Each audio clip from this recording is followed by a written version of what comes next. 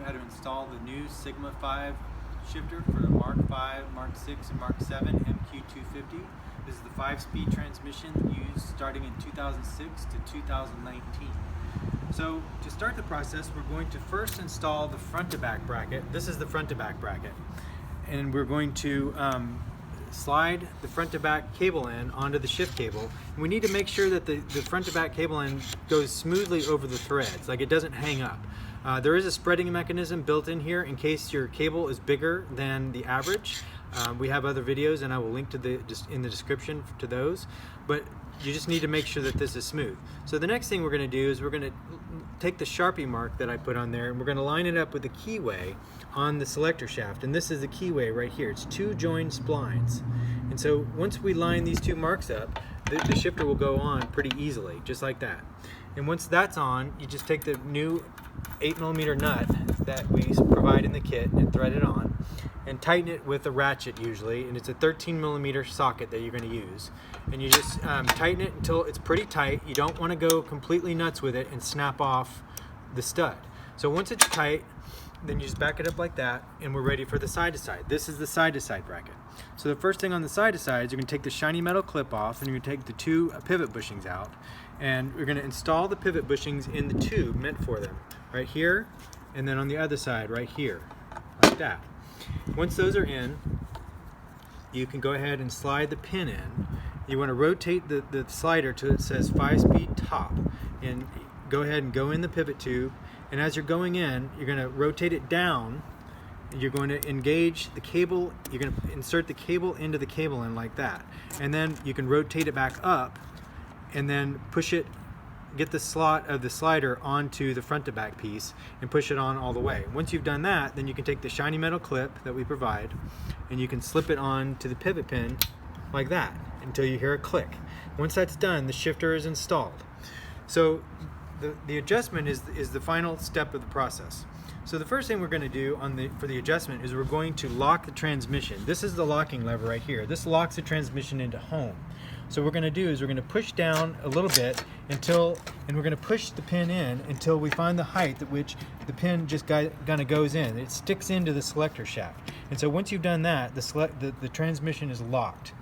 And after we've locked the transmission, we're going to go inside the car and we're going to put the 5mm pin that I provide in the kit down through the top hole underneath the shift boot. You're going to go through and then you're going to move the stick over above the bottom hole, which is right here, and you're just going to push it in until it goes down all the way. Now this is locked too. So what that does is it sets the effective length of the cables between the front and the back of the car.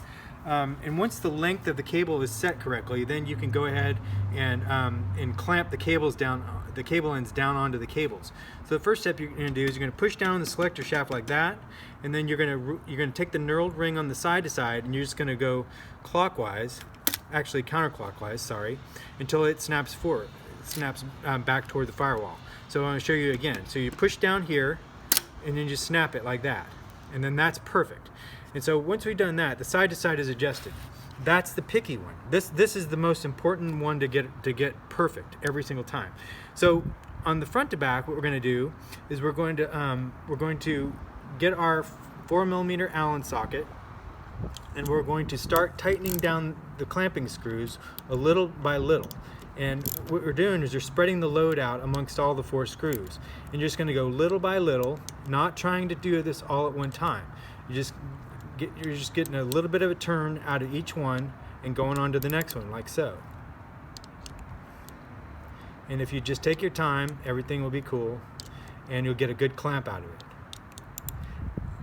I like to use a 1/4-inch ratchet because it doesn't allow you really to it gives you better feel. I think having good feel is important when it comes to small stuff like this. So you just tighten until you start to feel that all the slack is gone, and it'll tell you, it's already telling me that the tightening process is about done. And so you just want to go back and forth just a few more times just to make sure that you don't have one that's just a little bit loose, because if it's loose, you just want to take up that extra slack. So this is pretty much done. So once you've done that, you can slide the boot back forward.